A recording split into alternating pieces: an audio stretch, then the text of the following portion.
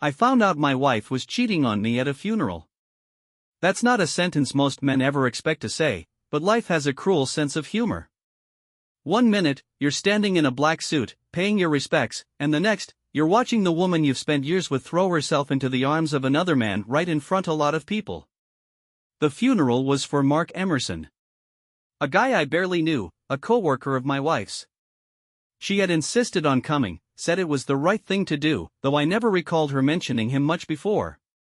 But then again, she talked about work all the time, little complaints here and there, gossip, pointless drama I never really listened to. Mark had been young, mid-30s, a sudden all-end heart attack, they said. Just collapsed in his kitchen one morning. The church was packed, a sea of somber faces.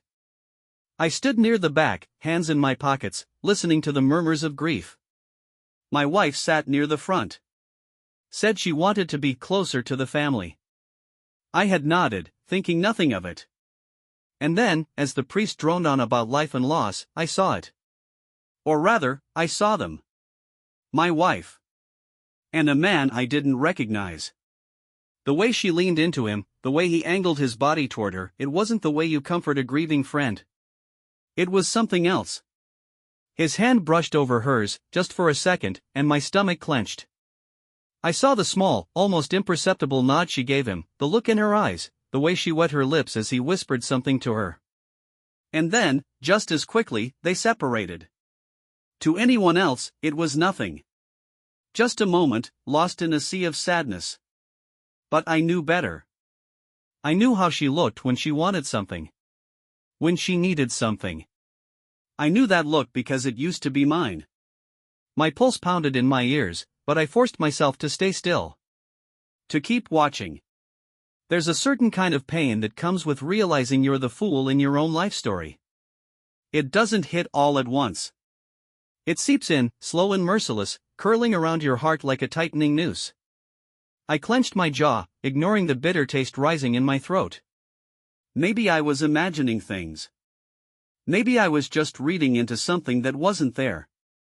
And then, after the service, I watched her follow him. Not toward the grieving family. Not toward the exit. Toward the side door. The quiet hallway. I followed, unseen.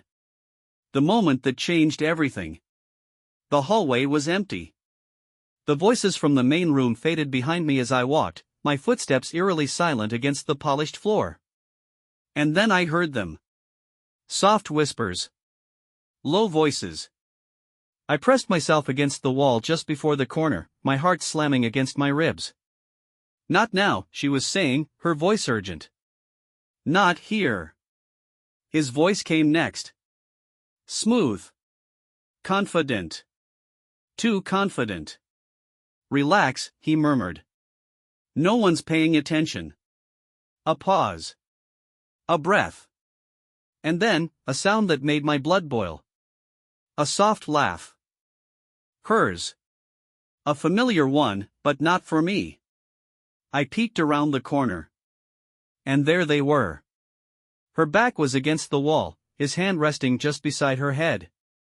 Not touching her, not yet, but close enough that the air between them was charged with something unmistakable. His lips were too close to her ear. She wasn't pulling away. I could have walked in right then. Could have said her name, watched her flinch in shock, demanded an explanation. But I didn't.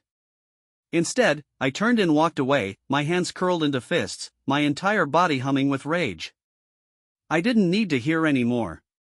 I knew. And worse, this wasn't just about her. Because I recognized him. Not from photos, not from stories she had told me, but from real life. He was someone else's husband. A man who had a wife of his own. And I had been on his side before. I had defended him. Talked to his wife. Told her she was being paranoid, that she needed to trust her husband, that sometimes men just get busy with work. I had stood there and told her not to worry. And now, here I was. A walking punchline to the cruelest joke imaginable. Everything was a lie. I don't remember much of the rest of the funeral. I don't remember what was said, or how long we stood in the cold outside the church. I don't remember the drive home. What I do remember is her sitting in the passenger seat, acting like nothing had happened. Like she hadn't just pressed herself into another man's space, laughed in that soft way that used to be just for me. I gripped the steering wheel so hard I thought I might snap it in half. But I didn't speak. Not yet. Because I needed more than just a moment in a hallway. I needed proof. I needed to know how deep the lie went. And more than anything, I needed to make them both pay. The drive home from the funeral was silent. My wife sat beside me, staring out the window, her hands resting lightly in her lap. She wasn't crying, wasn't mourning, wasn't grieving the man who had supposedly been her co-worker. No, she was lost in thought, and I had a feeling I knew exactly what, or rather, who she was thinking about. I forced myself to keep my breathing steady, to keep my hands relaxed on the wheel. I wanted to confront her right then and there, to demand an explanation, to drag the truth out of her whether she wanted to give it or not. But I knew that would be a mistake. If she had been lying to me for months, years, maybe she wouldn't break just because I caught her leaning against a wall with another man. She would deny, deflect, twist the narrative until I was the one questioning my own sanity. No, I needed more. I pulled into the driveway, cut the engine, and sat there for a moment, listening to the faint sound of birds in the distance. She reached for the door handle, but I spoke before she could leave. Who was that man you were talking to? Her hand hesitated, just for a second. If I hadn't been watching, I might have missed it. But I was watching. A coworker, she said, her voice smooth, effortless. I told you about him before. Andrew. He worked with Mark. A lie. A simple one. A careful one. I nodded as if I accepted it, and she got out of the car, walking toward the house like she didn't have a single worry in the world. Like she hadn't just lied to my face. I followed her inside, my mind already working through my next move. I couldn't ask her any more questions without raising suspicion, but that didn't mean I couldn't start looking for answers myself. She went upstairs to change, and I stayed behind, standing in the middle of the living room, staring at nothing. My thoughts were clear now. The shock had passed, replaced by cold, methodical calculation. I had always assumed that, if something like this ever happened to me, I would explode with anger, that I would scream and demand the truth. But now that I was here, now that I was living it, I realized that rage wasn't what I felt. It was control. And that was far more dangerous. I needed to know how long this had been going on. Where they had met. How many times. I needed to know if it was just him, or if there had been others. I needed to tear her world apart the way she had torn apart mine. That night, I waited until she was asleep. It didn't take long. She had seemed exhausted, whether from the funeral or from her other life, I couldn't say. But as soon as I heard her breathing slow, I got up. I started with the easy places. Her purse. Nothing unusual, just her wallet, receipts, loose cash, some makeup. But then, I checked the smaller pocket on the inside. A key. A single, unfamiliar key attached to a blank silver keychain. I held it in my palm, my mind running through possibilities. It wasn't for our house, or for her car. That meant it had to be for something else. A hotel? A storage unit? A second home? The thought made my stomach tighten, but I pushed it aside. One thing at a time. I put everything back exactly as I found it and moved to her closet. If she was meeting someone, she would need clothes for it. She would need a pattern. I checked her shoes first. Most were normal heels, flats, sneakers. But in the back, tucked neatly behind a row of boots, was a pair I had never seen before. Black. Expensive. The kind of shoes you didn't wear to work or to run errands. I checked the inside. No dust, no wear. New. Recently worn. She hadn't bought this for me. She had never worn something like this for me. I placed it back, my chest feeling heavy, my breath coming slow and even. I couldn't afford to break now. Not yet.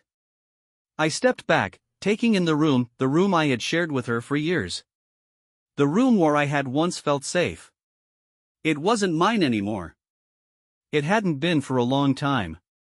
I left everything as it was and walked back to my side of the bed, lying down beside her. She shifted slightly in her sleep, murmuring something I couldn't understand.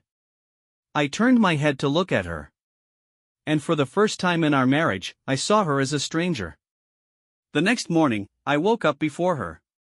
She stirred as I got out of bed, stretching lazily, blinking up at me with that sleepy, satisfied look she used to have after our nights together. The sight of it made my stomach turn. "You're up early," she mumbled, rubbing her eyes. "Yeah," I said. "Got some things to do." She hummed in response and rolled over, already drifting back to sleep. I left the bedroom, went downstairs, and sat at the kitchen table, staring at the wall. The key from her purse was in my pocket, the weight of it pressing against my leg. I needed to find out where it led. I started with the most obvious possibility, our neighborhood. I walked outside, keeping my expression neutral, and began testing the key on a few mailbox locks, just to see if maybe she had rented a P.O. box. Nothing. Next, I checked the garage. We had 2 cars, hers and mine, but there was a small lockbox on the wall where we kept spare keys for our parents when they visited. I opened it, rummaged through the contents, and found another key that matched the one in my pocket. Not a house key. Not a car key. A storage unit key. My pulse quickened. I knew exactly where to go. I drove across town to the storage facility, the one she had no reason to use. We had a perfectly good attic, a basement with plenty of space. There was no reason she should need to keep something outside of our home. Unless it was something she couldn't keep there. I found the right unit, glanced around to make sure no one was watching, and slid the key into the lock. It turned smoothly. I hesitated, my fingers resting on the handle. And then, I pulled the door open. Inside, there wasn't much. A single chair. A small table. A duffel bag. And on the table, a phone. Not hers. A separate one. A second phone meant for only one thing. I picked it up, pressed the power button, and the screen flickered to life. A password. I tried the first number that came to mind, our anniversary. Nothing. Then, her birthday. Still nothing. I stood there, staring at the device, knowing that whatever was inside it would hold the full truth. And then, a thought hit me. I entered her favorite number twice, namely 14. Unlocked. My stomach clenched as I opened the messages. The most recent one was from him. It was a single sentence. Same place tonight. See you soon. And just like that, I knew exactly where I needed to be. The message on the phone told me everything I needed to know. Same place tonight. See you soon. There was no hesitation in those words, no caution. They were comfortable with each other. This wasn't new. I closed the message and checked the rest of the phone. It was an older model, basic, nothing special. No apps, no social media. Just texts, calls, and a handful of photos. She had been careful, most of the messages had been deleted. But there were enough left behind to confirm what I already knew. I looked through the call log. He had called her 3 times in the past 2 days. She had called him back every time. The timestamps lined up perfectly with moments when she had stepped out for a quick errand or taken an unusual amount of time getting home. I scrolled through the messages again, looking for anything that might tell me where they were meeting. Then, I saw it. A message from a week ago. Usual time, usual place. Parking in the back. That was it. That was all I needed. I locked the phone and put it back exactly where I found it, then shut the storage unit and left without looking back. The drive home was quiet. I didn't even turn on the radio.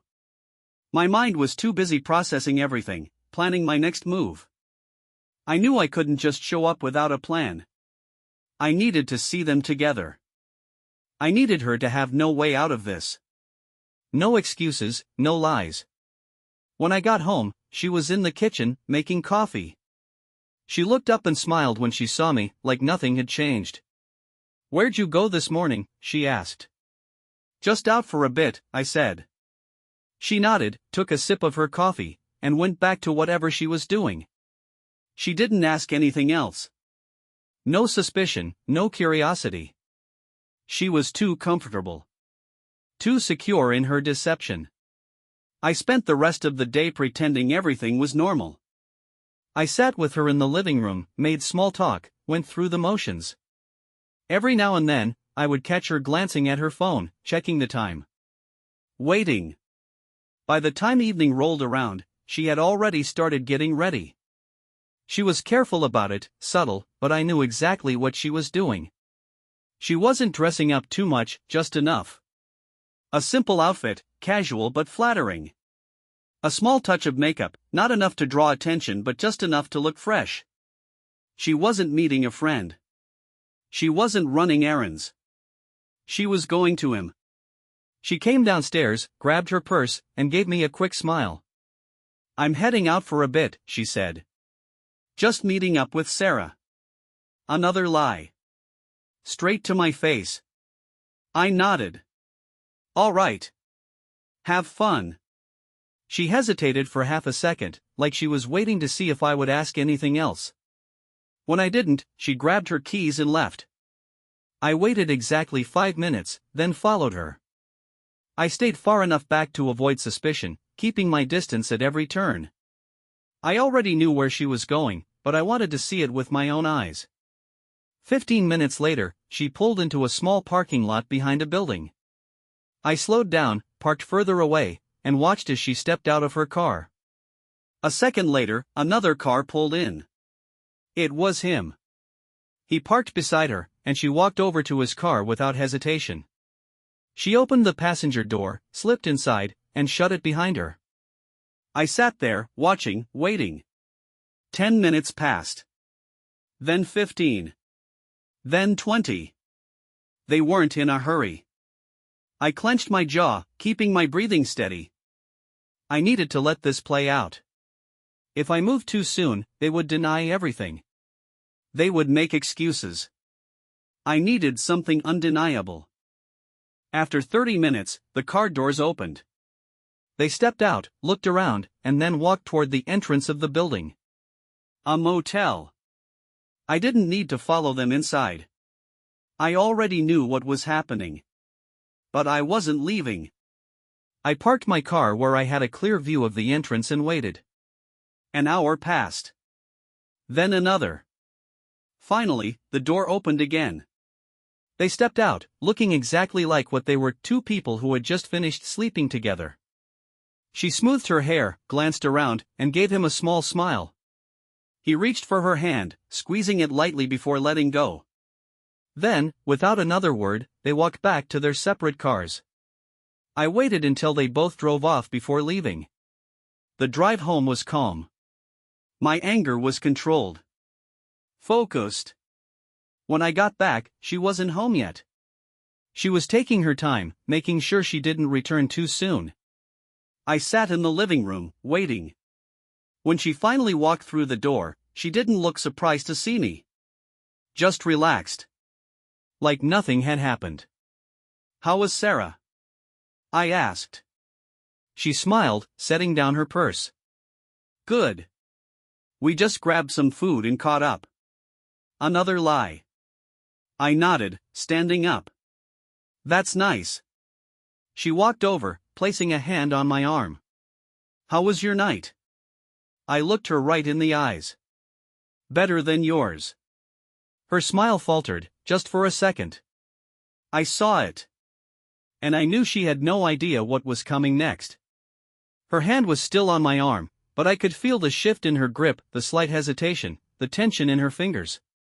She had caught something in my voice, something she couldn't quite place yet. A crack in the usual rhythm of our conversations. I didn't say anything else. I let the silence stretch, watching her expression, waiting. She gave a small laugh, the kind that was supposed to sound natural but didn't. "What does that mean?" I stepped back, breaking her touch. Just that I had an interesting night. Her eyes flickered, scanning my face for something, anything, to give her an idea of what I was thinking. She was good at reading people. She had to be. A woman who could cheat this effortlessly needed to be skilled at deception. I walked past her and sat on the couch, picking up my phone, pretending to scroll. I knew she was still standing there, debating whether to press for more details or let it go. She chose the latter. "Well," she said, her voice lighter now, "I'm exhausted. I'm gonna take a shower." "Of course," I said. "You probably need one."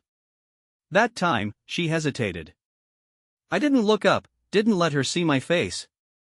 I wanted her to feel it, that creeping doubt. I wanted the idea to plant itself in her mind like a seed, growing and twisting into something ugly. She walked away, moving slower than usual, like she was waiting for me to say something else. I didn't. The moment I heard the water running upstairs, I stood up and went to her purse. The phone was inside. The other phone. She hadn't thought to hide it yet. Probably because she thought she still had control of the situation. I took it out, unlocked it with the same code I had used earlier, and quickly copied down every number in her call history. Not just his, everyone's. Then I put it back and walked away. By the time she came downstairs, dressed in one of her usual oversized shirts, looking soft and comfortable, I was already at the kitchen table with my laptop open. She walked past me, grabbing a glass of juice from the fridge. "You're still up?" she asked, glancing at the clock. "Yeah," I said, still typing. "Just handling some things." She took a sip, leaning against the counter. "You seem off tonight." I smiled at the screen. "Do I?" She studied me for a second. "Yeah. Maybe I'm just thinking about a few things." She waited, but I didn't say anything else. Eventually, she sighed and walked past me. "I'm heading to bed. Try not to stay up too late." "I won't." She disappeared up the stairs. I waited until I was sure she was asleep before making my first call. The number belonged to the wife of the man she had been seeing. It was late, but I didn't care. The phone rang 4 times before a groggy voice answered. "Hello?" I kept my voice even. "I think we need to talk about your husband."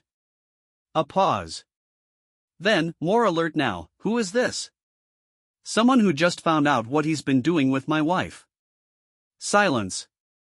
Then, a deep, shaky breath. "Where can we meet?" I gave her the address of a coffee shop on the other side of town. Neutral ground. We agreed on a time. Then I hung up. The next morning, I told my wife I had errands to run. She barely looked up from her phone, nodding absent-mindedly. I left, drove to the meeting spot, and walked inside. She was already there. She was younger than I expected, maybe mid-30s. Dark circles under her eyes, the kind that told me she hadn't slept much. I sat down across from her. She was the first to speak. "How long have you known?" "Long enough." She exhaled slowly, tapping her nails against the side of her cup. "I thought I was being paranoid," she admitted. "But I knew. Deep down, I knew." "Same." She looked at me, really looked at me, and I could see the anger behind her exhaustion. "What are you going to do?" I took out my phone and slid it across the table. "I have proof. Messages, locations, times. If you want them, they're yours." She stared at the screen, then back at me. "And what do you want from me?" "To make sure neither of them see this coming." Her lips pressed together. Then, slowly, she nodded. "I'm listening." We spent the next hour going through every piece of information I had.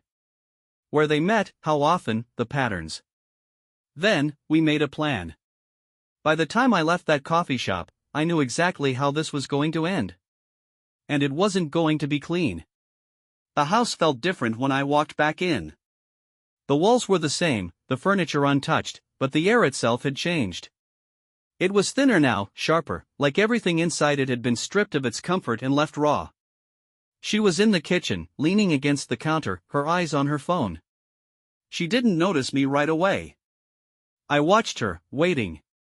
She had no idea what was coming. "Hey," she said when she finally looked up. "How were your errands?" I set my keys down on the table. "Productive." She smiled, but there was something else beneath it now, something guarded. She knew something was off.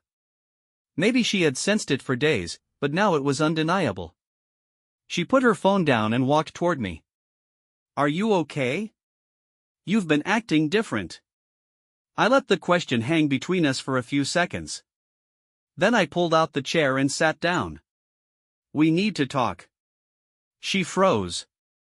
It was brief, but I caught it, the split-second hesitation before she regained control of her expression.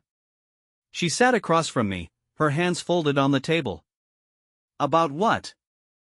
I pulled out my phone, opened the folder with the messages I had saved, and slid it across to her. She didn't pick it up. She didn't need to. The second she saw the screen, she knew.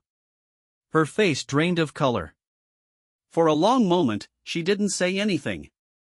She just stared at it, her breathing slow, controlled. Then, finally, she looked up at me. "Where did you get this?" A deflection. Not "I can explain," not "this isn't what it looks like." Just a simple question, one designed to buy her time. "You should be asking something else," I said. "Like how much I know. How long I've known." She swallowed, shifting in her seat. "How long?" "Long enough." Her fingers twitched on the table, like she wanted to reach for the phone but knew it wouldn't help her. I leaned forward. "How long, for you?" Silence. She broke eye contact first. I waited. 6 months, she finally said, her voice barely above a whisper. I let out a short breath. 6 months.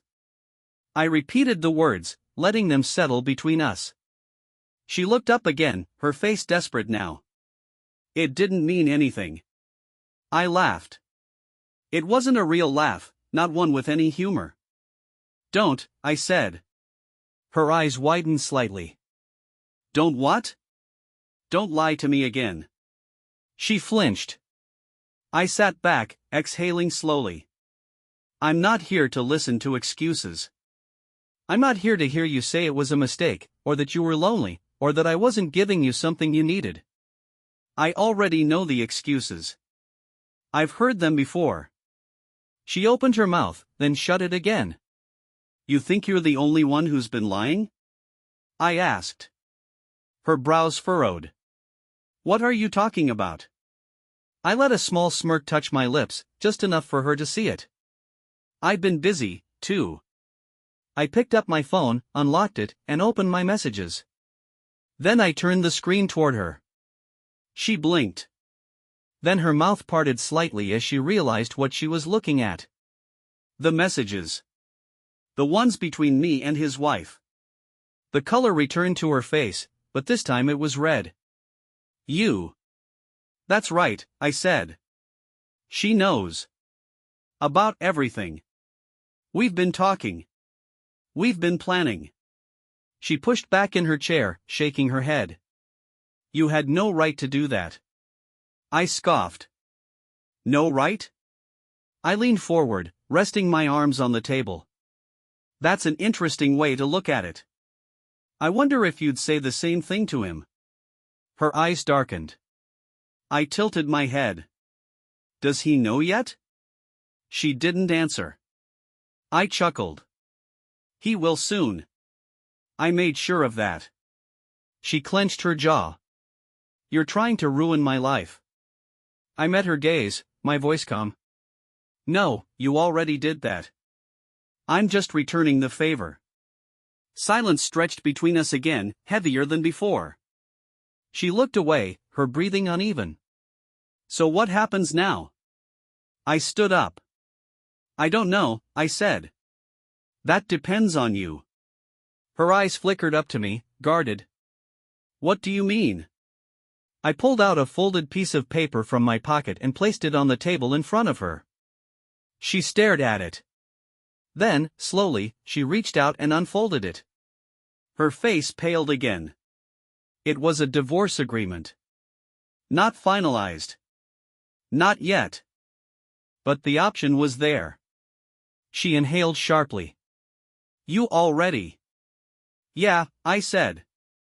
I did. Her hands clenched the paper.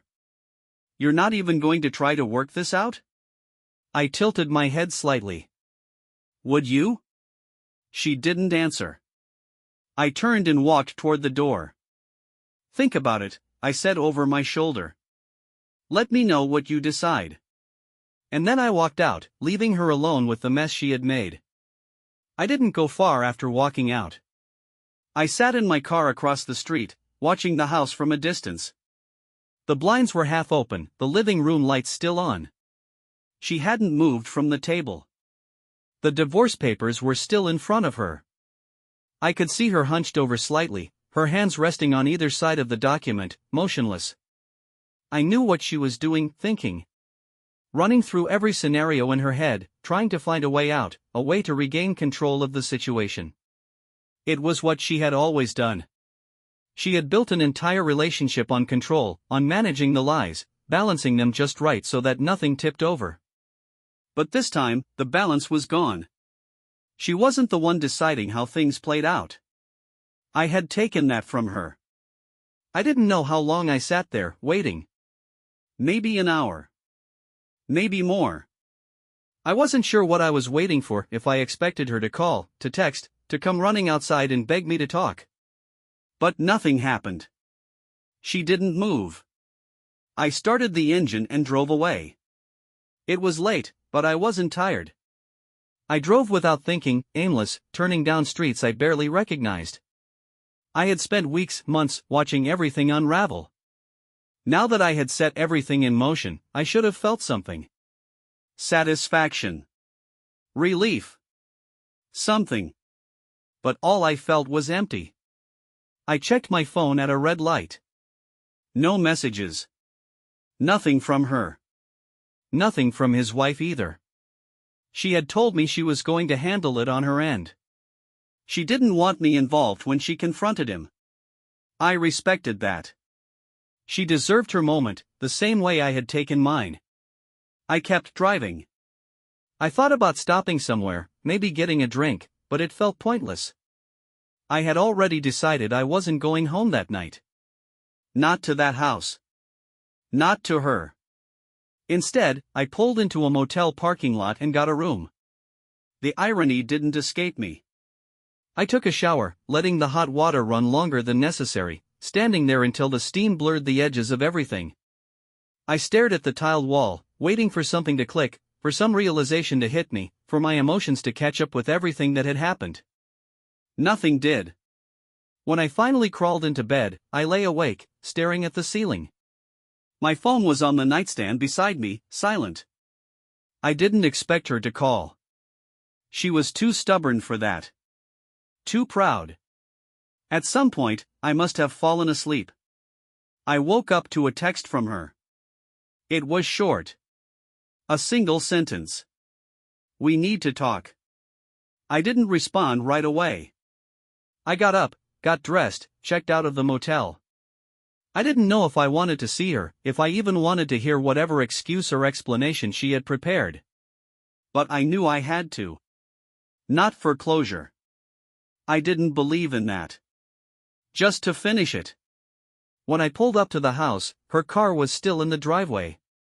I parked and sat there for a few moments before finally getting out. She was waiting in the kitchen, the same place we had spoken the night before. The divorce papers were still on the table. She looked at me when I walked in, searching my face for something, but I didn't give her anything. She gestured toward the papers. Is this really what you want? I stared at her for a moment before answering. Do you want me to say no? She exhaled slowly, pressing her lips together. I don't know. I nodded. That's honest, at least. She looked down, gripping the edge of the table. I never wanted it to end like this. I pulled out a chair and sat across from her, watching her carefully. How did you think it was going to end? She didn't answer right away. I don't know, she admitted. I thought, maybe I could fix it. Maybe I could find a way to make everything right again. I leaned back in my chair. You thought that even after I found out? Her fingers tightened slightly. I thought you'd want to try. I let out a breath, shaking my head. Why? She hesitated. Because, you love me. It wasn't a question. It wasn't even manipulative.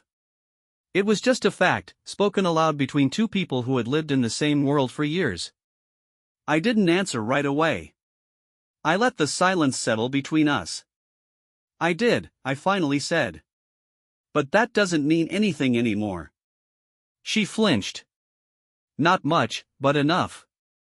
She exhaled again, her voice quieter this time. So this is it? I tapped the papers. That depends on you. She looked down at them again. You're giving me a choice? I'm giving you a chance to walk away with some dignity. She let out a bitter laugh, shaking her head. Dignity. That's funny, coming from you. I raised an eyebrow. How do you figure? She looked up at me again, her expression unreadable. You wanted revenge. That's all this was about for you. I didn't argue. She leaned forward slightly. What happens if I don't sign? I held her gaze. Then it gets messy. She swallowed. You already made it messy. I gave a small shrug. You started it. She didn't like that answer. I could see it in the way her jaw clenched. But she didn't argue. Instead, she reached for a pen. I watched as she signed her name at the bottom of the document. When she was done, she set the pen down carefully, then looked up at me. What now? I stood up, picking up the papers. Now, I said, we're done. She didn't say anything. I turned and walked toward the door. I didn't look back.